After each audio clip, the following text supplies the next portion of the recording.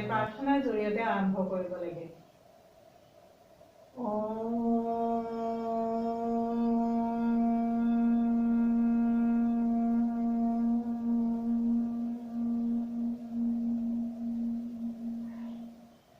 Shangashadham Shangvadadham Shanghumanam Sijanatam Deva Bhavam Jatha Purve Sanjanana Upasate Sanjanana Upasate Sanjanana Upasate। ইয়াৰ অৰ্থ হ'ল, হে মানৱসকল, আমি সকলোৱে প্ৰেম আৰু ভক্তিৰে কৰ্মত ব্ৰতী হওঁ আহক। আমি আমাৰ পূৰ্বপুৰুষৰ মান মৰ্যাদা ৰক্ষা কৰি আমি আমাৰ কৰ্তব্য নিষ্ঠা আৰু সততাৰে পালন কৰোঁ আহক। এতিয়া আমি সূক্ষ্ম ব্যায়াম কিছুমান কৰিব লাগিব। থিয় হৈ প্ৰথমতে গ্ৰীৱা মুদ্ৰা, ডিঙিৰ সূক্ষ্ম চালন। প্ৰথম চৰণ, আমি ভৰি দুখন লগ লগাই আৰামত থিয় হ'ব লাগে। হাত দুখন কঁকালত ধৰিব লাগে। উশাহ এৰি এৰি ডিঙিটো আগফালে হলাই আনিব লাগে আৰু উশাহ এৰি এৰি পিছফালে হলাই নিব লাগে।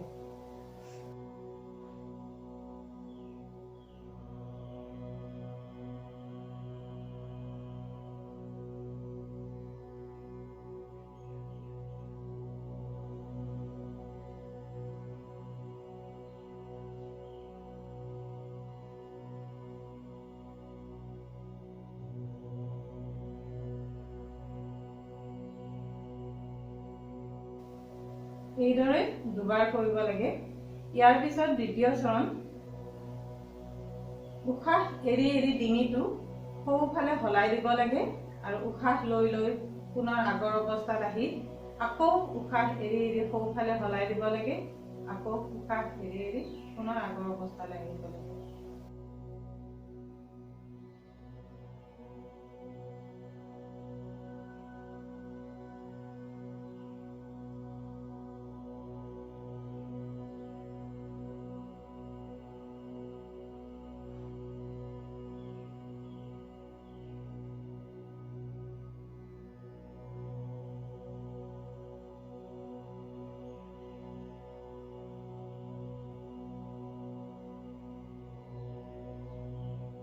এইদৰে দুবাৰ কৰাৰ পিছত তৃতীয় চৰণ, ডিঙিটো সোঁফালে ঘূৰাব লাগে। উশাহ লৈ লৈ আকৌ উশাহ এৰি এৰি পুনৰ আগৰ অৱস্থাত আকৌ উশাহ এৰি এৰি বাওঁফালে ঘূৰাব লাগে। আকৌ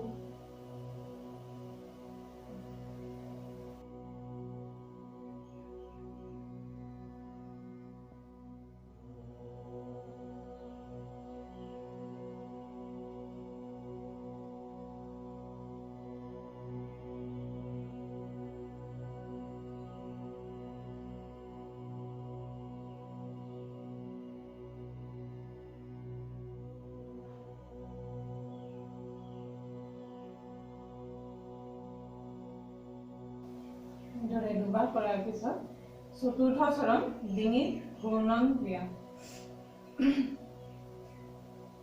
ডিঙিটো ভৰিৰ কাটাৰ দিশত উশাহ লৈ লৈ ঘূৰাব লাগে।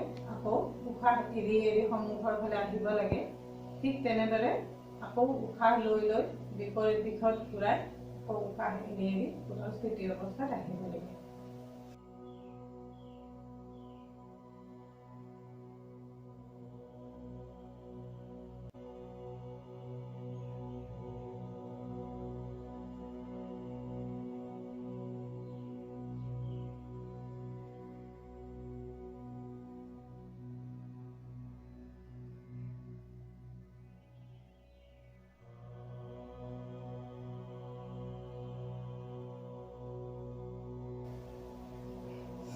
এইখিনি হৈছে ডিঙিৰ সূক্ষ্ম চালন ক্ৰিয়া।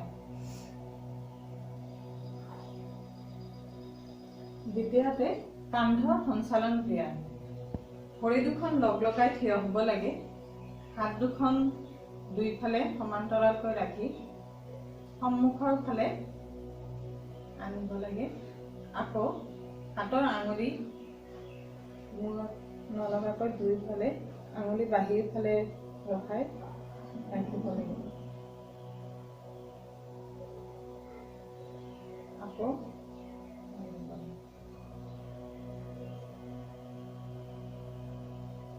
এইদৰে দুবাৰ কৰাৰ পিছত সোঁ হাতৰ আঙুলি সোঁ কান্ধত, আকৌ বাওঁ হাতৰ আঙুলি বাওঁ কান্ধত লগ লগাই কিলাগুটি লগ কৰি ভৰিৰ কাটাৰ দিশত 5 বাৰ আৰু ভৰিৰ কাটাৰ বিপৰীত দিশত 5 বাৰ ঘূৰাব লাগে।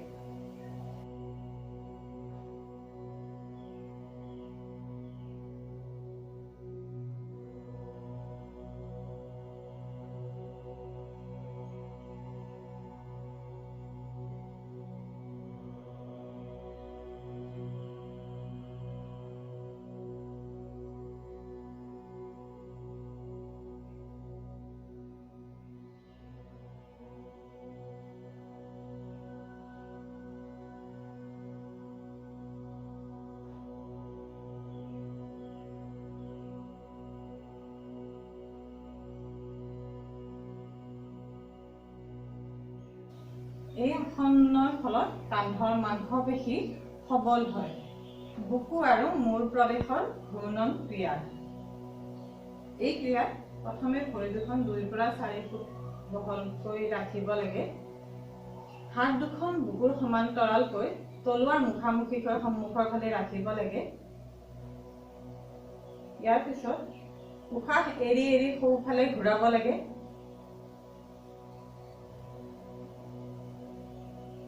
আকৌ উশাহ লৈ লৈ আগৰ অৱস্থা, আকৌ উশাহ এৰি এৰি বাওঁফালে ঘূৰিব লাগে। আকৌ উশাহ লৈ লৈ আগৰ অৱস্থা।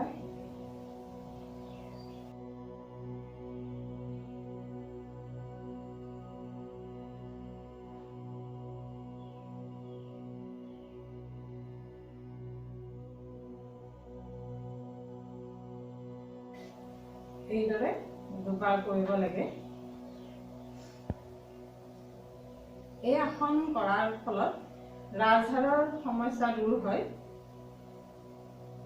এতিয়া আহিছো আঁঠু সঞ্চালন ক্ৰিয়া। উশাহ লৈ হাত দুখন কান্ধৰ সমান্তৰালকৈ তলুৱা তলফালে ৰাখি সন্মুখলৈ মেলি দিব লাগে।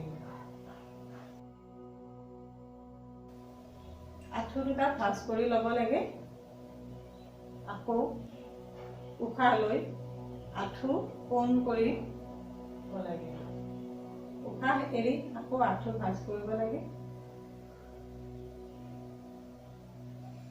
আকৌ উশাহ লৈ আগৰ অৱস্থা। এইদৰে দুবাৰ কৰিব লাগে। বেছি সন্ধিবাত হৈ থাকিলে ইয়াক কৰিব নালাগে। এতিয়া আহিছো যোগাসনলৈ। থিয় হৈ কৰা আসন তাৰাসন। 1 নম্বৰ তাৰাসন। 2 ইঞ্চি সমান্তৰালকৈ ভৰি দুখন ৰাখি হাত দুখন আমি আঙুলি বন্ধ কৰি মূৰৰ ওপৰত তলুৱাৰ ওপৰ ফালে ঘূৰাই হাত দুখন ওপৰ ফালে ৰাখিব লাগে।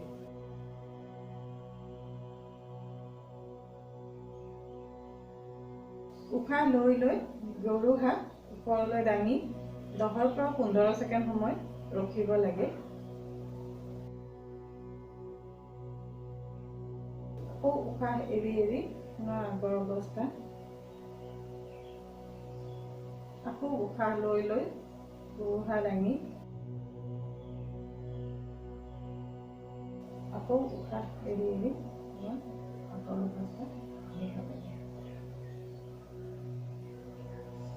এই আসনৰ ফলত শৰীৰৰ উচ্চতা বৃদ্ধি হয়, দেহৰ স্নায়ু দুৰ্বলতা দূৰ কৰে আৰু মনৰ একাগ্ৰতা বৃদ্ধি কৰে। 2 নম্বৰ বৃক্ষাসন। বৃক্ষ মানে গছ। এই আসনত পূৰ্ণ স্থিতি এজোপা গছৰ দৰে হয়। 2 ইঞ্চি ব্যৱধানত ভৰি দুখন থিয় কৰি ৰাখিব লাগে। উশাহ এৰি বাওঁ ভৰি স্থাপন কৰিব লাগে। হাত দুখন দৃষ্টি সন্মুখত ৰাখিব লাগে। এইদৰে 10 পৰা 15 ছেকেণ্ড সময় ৰাখিব লাগে।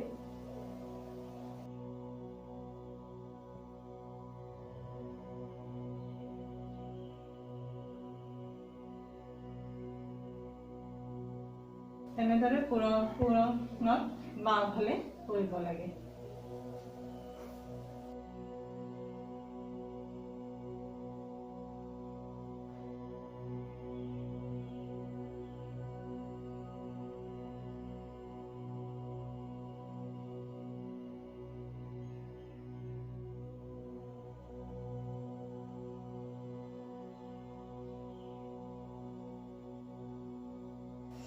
এই আসনৰ ফলত মানুহৰ মনৰ একাগ্ৰতা দৃঢ় হয়। এতিয়া আমি কৰিম পদহস্তাসন।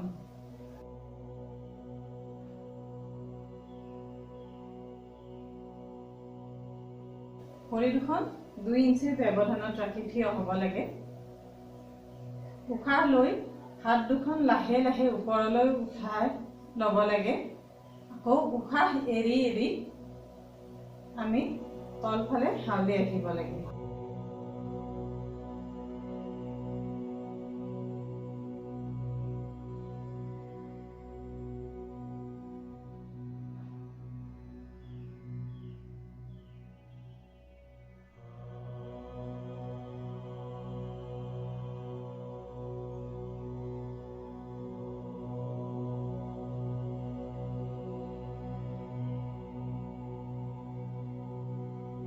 উচ্চ ৰক্তচাপ থকা লোক আৰু কঁকালৰ বিষৰ ৰোগীয়ে এইবোৰ আসন কৰিব নালাগে। অৰ্ধ হলাসন। ভৰি দুখন 2-3 ইঞ্চি ব্যৱধানত ৰাখি হাত দুখন কোমৰৰ দুইফালে ধৰি উশাহ লৈ লৈ ডিঙিটো যিমান পাৰি পিছফালে ওলাই নিব লাগে আৰু উশাহ এৰি এৰি পুনৰ আগৰ অৱস্থালৈ আহিব লাগে।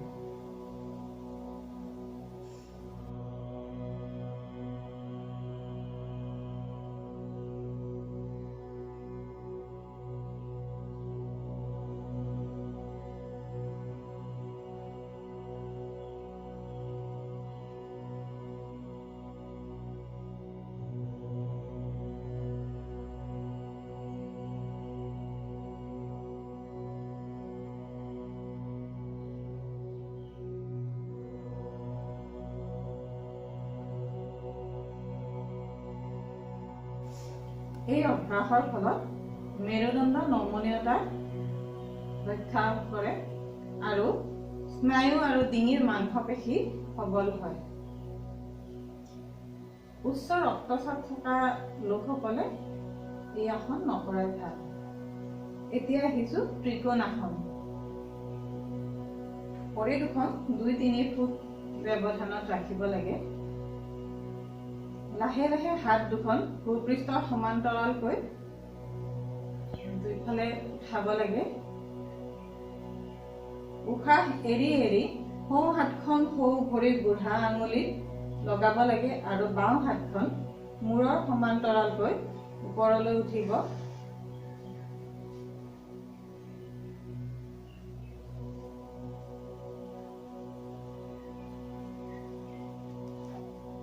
দৃষ্টি ওপৰৰ মধ্যমা আঙুলিত থাকিব।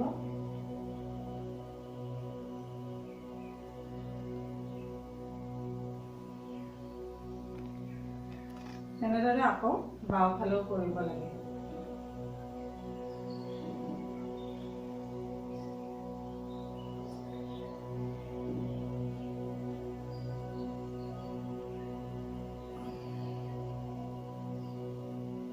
এইদৰে দুবাৰ কৰিব লাগে।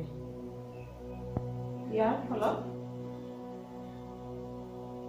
ভৰিৰ কলাফুলৰ আৰু কোমৰৰ মাংসপেশী শক্তিশালী হয়।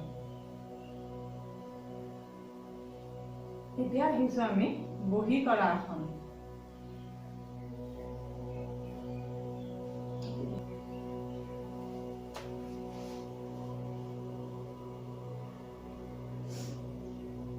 বহি কৰা আসনত প্ৰথম আমি ভদ্ৰাসন কৰিম।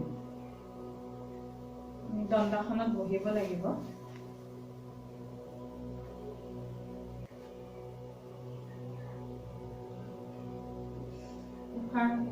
ভৰিত বুঢ়া আঙুলিত ধৰি ভৰি দুখন যিমান পাৰি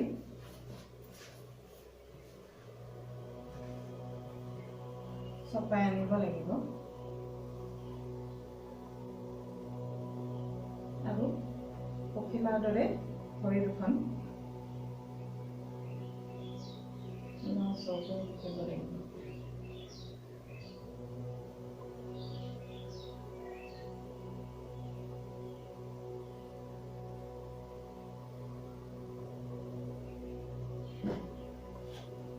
সন্ধিবাত আৰু চাইটিকা থকা লোকসকলে এই আসন নকৰাই ভাল, বা কৰিলেও চিকিৎসকৰ পৰামৰ্শ অনুসাৰে কৰিব লাগে।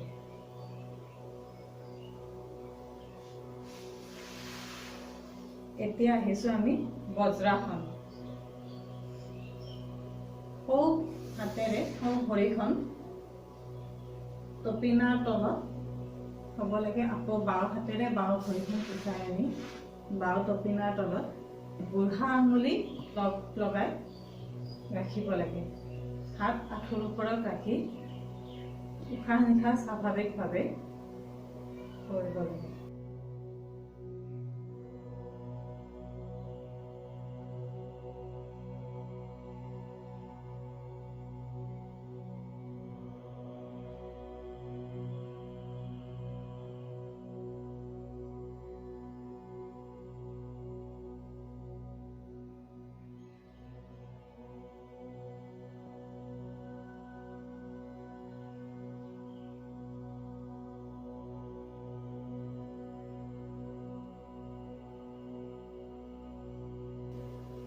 এই আসনৰ ফলত হজম শক্তি বৃদ্ধি পায় আৰু পেটৰ নানা সমস্যাৰ পৰা উপশম পাব পাৰি।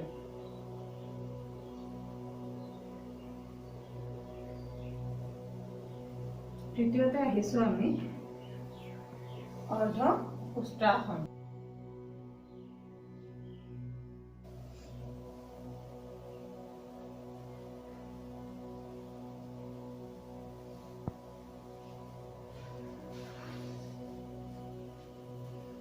দণ্ডাসনত বহি লৈ বজ্ৰাসনৰ নিচিনাকৈ সৌ ভৰি সৌ টপিনাৰ তলত আকৌ বাওঁ ভৰি বাওঁ টপিনাৰ তলত উচাই আনি ৰাখি আঁঠুৰ ওপৰত ভৰ দি থিয় হ'ব লাগে। হাত দুখন কঁকালৰ দুইফালে ৰাখি ডিঙিটো পিছফালে হলাই আনিব লাগে।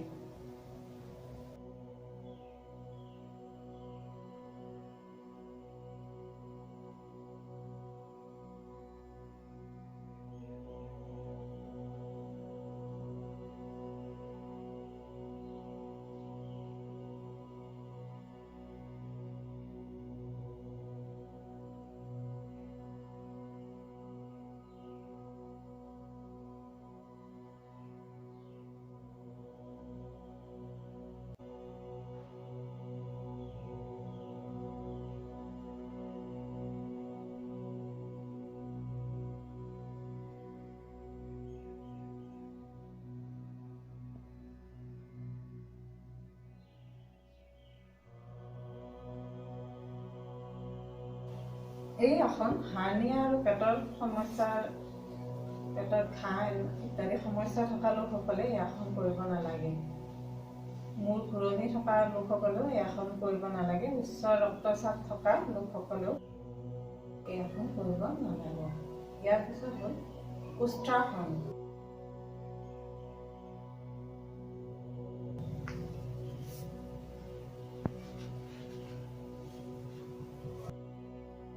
প্ৰথম আমি দণ্ডাসনত থাকি আকৌ আগৰ নিচিনা বজ্ৰাসনৰ অৱস্থাত আহি লৈ অৰ্ধবজ্ৰাসনৰ নিচিনাকৈ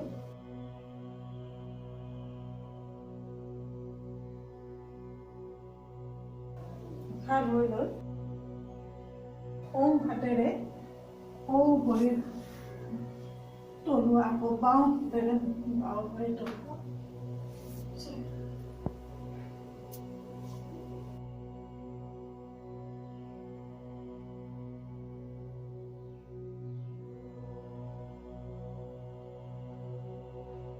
বক্ৰাসন।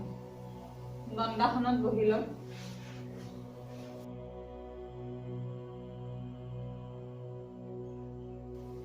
সোঁ ভৰিখন বাওঁ ভৰিৰ আঁঠুৰ ওচৰলৈকে খোঁচাই লওঁ। সোঁ হাতখন পিছফালে, বাওঁ হাতে সোঁ ভৰি বুঢ়া আঙুলি স্পৰ্শ কৰিব লাগে। দৃষ্টি পিছফালে।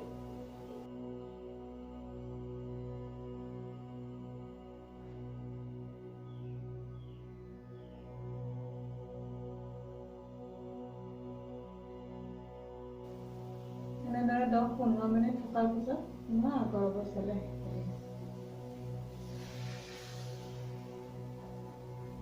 আকৌ একেদৰে বাওঁ ভৰিখন কুচাই বাওঁ হাতখন পিছফালে,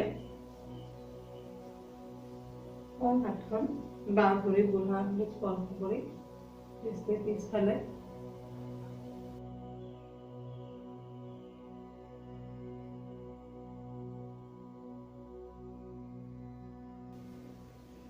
আগৰ অৱস্থা। এই আসনে ৰাজহাড়ৰ নমনীয়তা বৃদ্ধি কৰে, বদহজম দূৰ কৰে আৰু মধুমেহ ৰোগীসকলৰ বাবেও লাভদায়ক। এই আসন পেটৰ অস্ত্ৰোপচাৰ কৰা সকলে বা মাহেকীয়াৰ সময়ত মহিলাসকলে আৰু অতিপাত কঁকালৰ বিষ থকা মানুহে কৰিব নালাগে। এতিয়া আমি কৰিম পেট তল কৰি শুই কৰা আসন, মকৰাসন।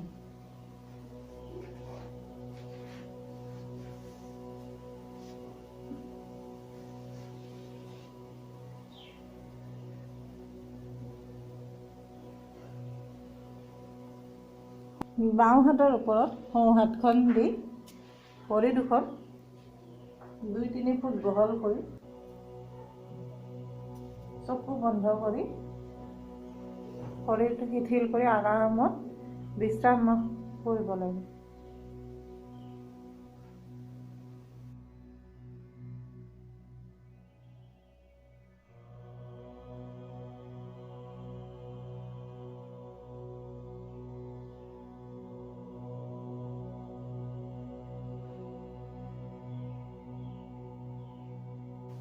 এই আসনৰ ফলত কঁকালৰ বিষৰ সমস্যা থকা সকলৰ বাবে লাভদায়ক। এতিয়া কৰিম আমি ভুজংগাসন।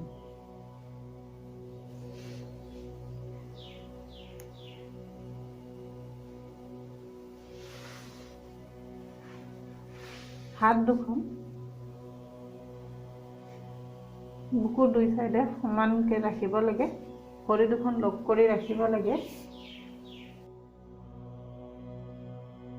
উশাহ লৈ লৈ কঁকাল অংশলৈকে উঠাই দিব লাগে।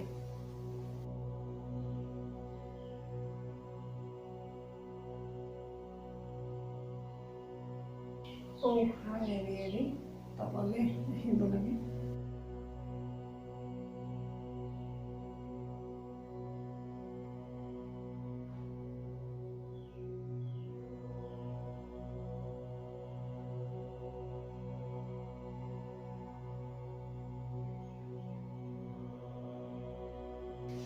এই আসন কঁকালৰ বিষৰ ৰোগীসকলৰ কাৰণে উপকাৰী। এই আসন পেটৰ অস্ত্ৰোপচাৰ কৰাসকল বা মাহেকীয়া ঋতুস্ৰাৱৰ সময়ত কৰিব নালাগে। এইবাৰ কৰিম আমি শলখাসন। মকৰাসনত থাকি থুতুৰি ভূপৃষ্ঠত লাগি থাকিব লাগে। ভৰি দুখন লগ লগাই হাত দুখন দুই অংগুৰ তলত থাকিব। ভৰি দুখন চিধাকৈ যিমান পাৰি উঠাবলৈ যত্ন কৰিব লাগে।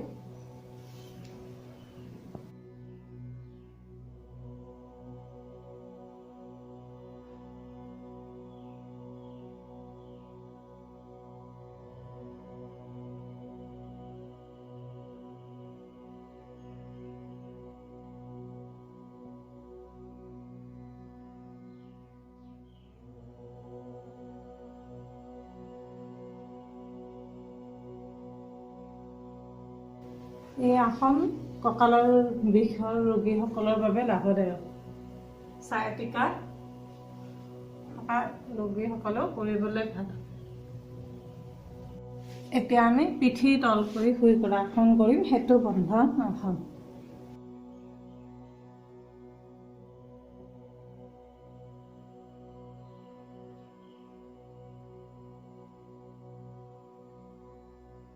পদ্মাসনত থাকিব লাগে। ভৰি দুখন পিছাই কপিলৰ ওচৰত আনিব লাগে। দুয়ো হাতেৰে ভৰিৰ সৰুগাঁঠিত ধৰিবলৈ যত্ন কৰিব লাগে। উশাহ লৈ বুকু অংশ গাৰ অংশ ওপৰলৈ উঠাই 10 ছেকেণ্ডমান সময় ৰ'বলৈ যত্ন কৰিব লাগে।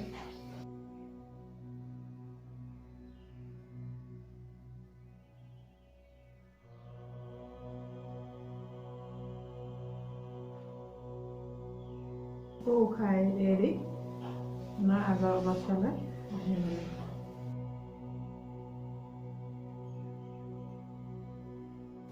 এই আসনৰ ফলত কোষ্ঠকাঠিন্যতা দূৰ কৰাত সহায় কৰে। ৰাজহাড়ৰ মাংসপেশী সবল হয়। মহিলাসকলে মাহেকীয়া সময়ত এই আসন কৰিব নালাগে আৰু অপাৰেশ্যনৰ পিছত বা পেটত ঘাঁ থকা ৰোগীসকলে এই আসন কৰিব নালাগে। এতিয়া আমি কৰিম উত্তান পাদাসন।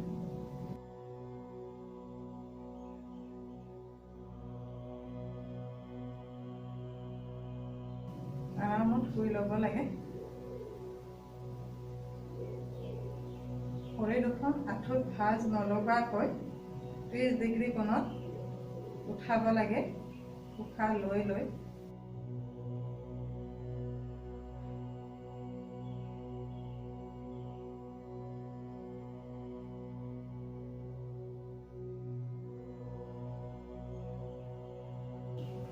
উশাহ এৰি পুনৰ আগৰ অৱস্থা।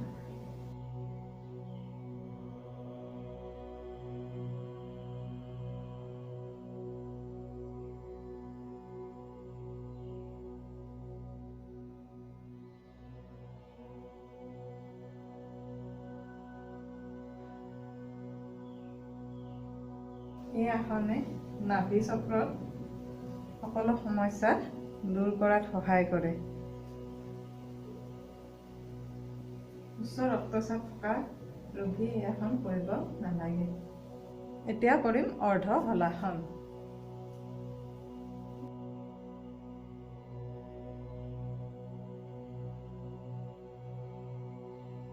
হাত দুখন কঁকালৰ দুই কাষত ৰাখিব লাগে। উশাহ লৈ ভৰি দুখন 60 ডিগ্ৰী কোণত উঠাব লাগে।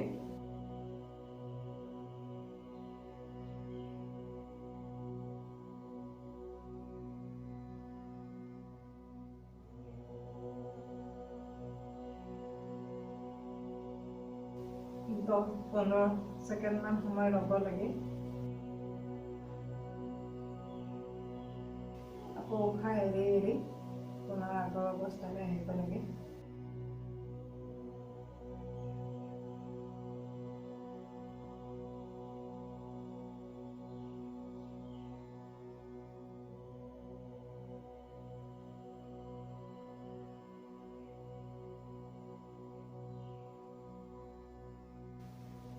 এই আসনে মধুমেহ ৰোগীসকলৰ কাৰণে লাভদায়ক।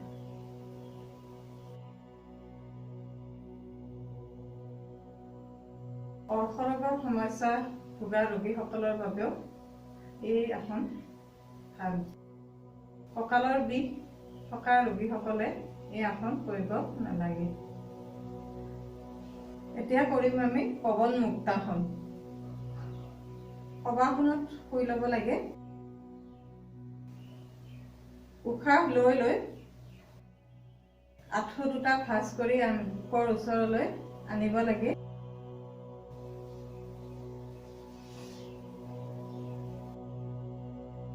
দুইটা হাতৰ আঙুলি লগ লগাই আঁঠু দুটা বুকৰ ওচৰলৈ আনি মূৰটো আঁঠু লগাবলৈ যত্ন কৰিব লাগে।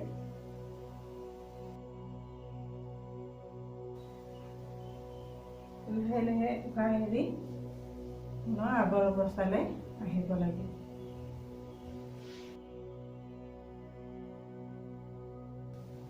এই আসন কৰাৰ ফলত পেটৰ যিকোনো সমস্যা দূৰ কৰাত সহায় কৰে। হাৰ্নিয়া ৰোগী, পেটত ঘাঁ বা পেটৰ অস্ত্ৰোপচাৰ কৰা ৰোগীসকলে এই আসন কৰিব নালাগে। এতিয়া কৰিম আমি শৱাসন। হাত দুখন অকণমান মেলি দিব লাগে। শৰীৰটো সম্পূৰ্ণ শিথিল কৰি দিব লাগে। দীঘল দীঘলকৈ উশাহ লৈ চকু বন্ধ কৰি সম্পূৰ্ণ বিশ্ৰাম ল'ব লাগে।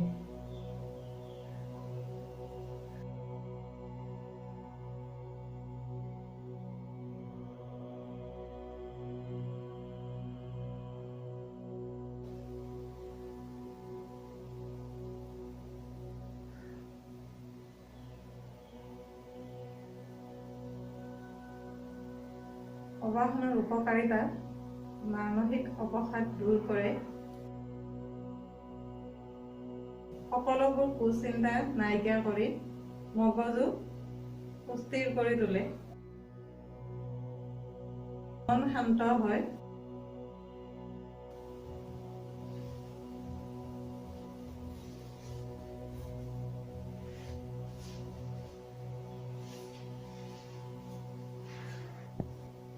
এতিয়া কৰিম আমি কপালভাতি ক্ৰিয়া।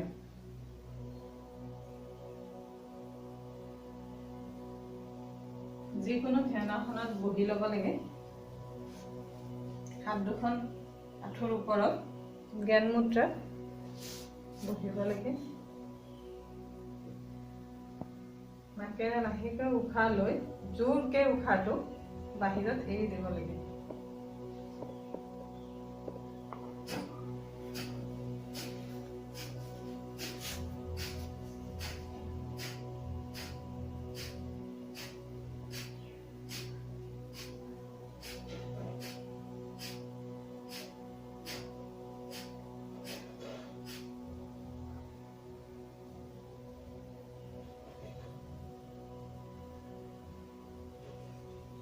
এই আসন কৰাৰ ফলত পেটৰ সকলো ধৰণৰ সমস্যা দূৰ হয়। বাৰ্ধক্য ৰোধ কৰে। পাচন তন্ত্ৰ আৰু স্নায়ু শক্তিশালী হয়। আৰু এই আসন উচ্চ ৰক্তচাপ থকা ৰোগীসকলে কৰিব নালাগে। এতিয়া আমি কৰিম প্ৰাণায়াম, অনুলোম বিলোম প্ৰাণায়াম।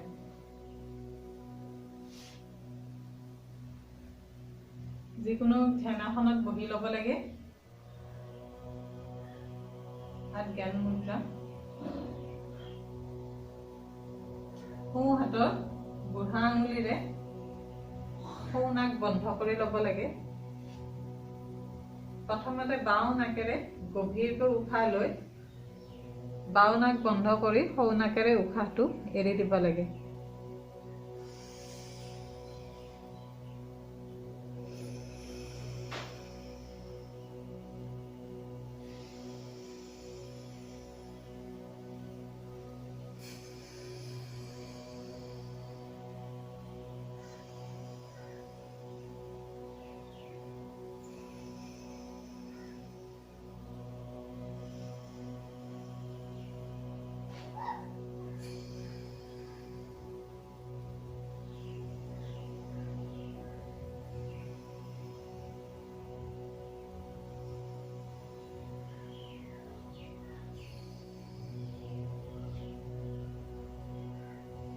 এই প্ৰাণায়ামক নাড়ী শোধন প্ৰাণায়াম বুলিও কোৱা হয়। এই প্ৰাণায়ামে শৰীৰৰ সকলোবোৰ নাড়ী শোধন কৰে। এতিয়া আমি কৰিম শীতলী প্ৰাণায়াম। এই প্ৰাণায়াম কৰাৰ ফলত মন শান্ত হয়। এই প্ৰাণায়াম যিকোনো ধ্যানাসনত বহি কৰিব লাগে।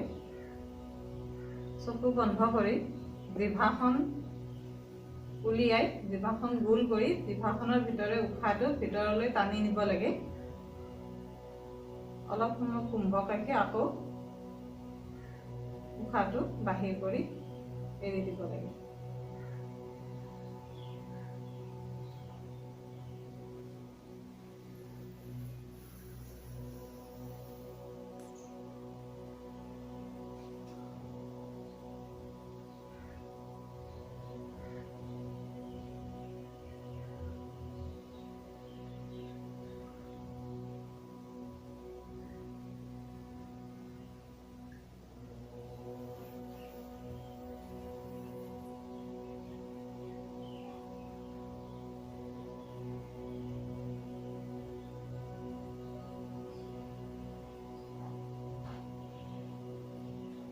এই প্ৰাণায়ামে শৰীৰত পানীৰ পিয়াহ দূৰ কৰে আৰু শৰীৰটো ঠাণ্ডা কৰি ৰাখে। নিম্ন ৰক্তচাপ থকা ৰোগীসকলে এই আসন কৰিব নালাগে। উচ্চ ৰক্তচাপ থকা ৰোগীসকলৰ বাবে এই আসন অতি লাভদায়ক। এতিয়া কৰিম আমি ভ্ৰামৰী প্ৰাণায়াম।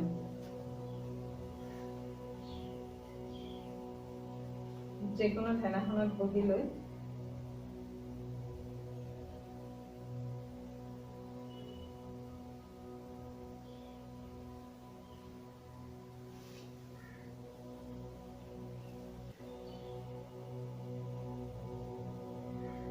বুঢ়া আঙুলিৰে সৰু লতিৰে কাণটো বন্ধ কৰি ল'ব লাগে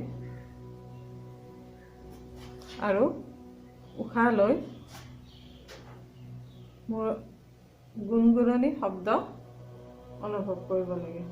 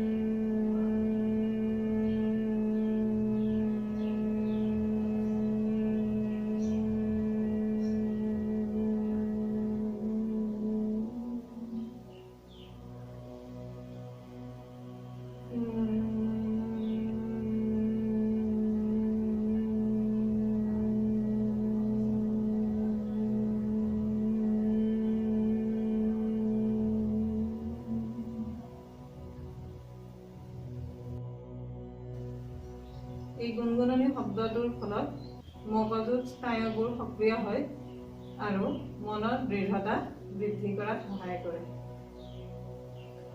নাক আৰু কাণৰ অসুখত ভোগা ৰোগীয়ে এই আসন নকৰাই ভাল।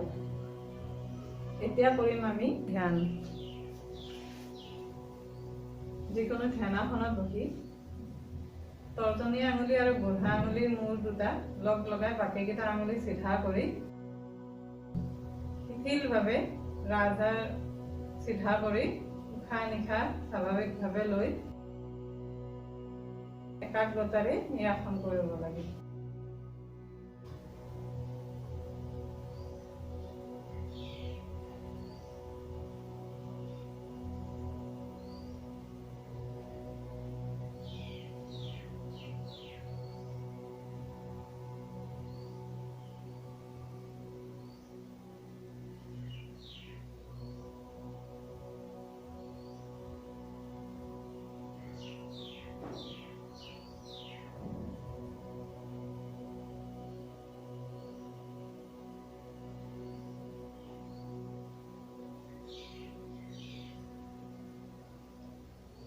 এই আসন কৰাৰ ফলত মানুহৰ খং ৰাগ কামনা বাসনা আদি নাইকিয়া হয়, মন মগজু শিথিল হয়, মনলৈ শান্তি আনে।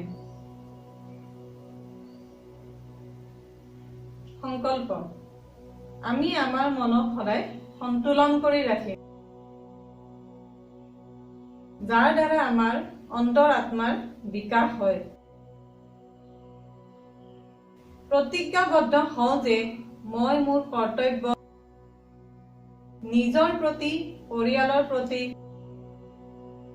কৰ্মৰ প্ৰতি, সমাজৰ প্ৰতি, বিশ্বৰ প্ৰতি শান্তি, স্বাস্থ্য আৰু আনন্দ বজাই ৰাখিম। আহক প্ৰতিশ্ৰুতিবদ্ধ হওঁ। এতিয়া শান্তি পাঠ। ওম সৰ্বে ভবন্তু সুখিনঃ, সৰ্বে সন্তু নিৰাময়া, सर्वे भद्राणि पश्यन्तु, मा कश्चित् दुःखभाग् भवेत्।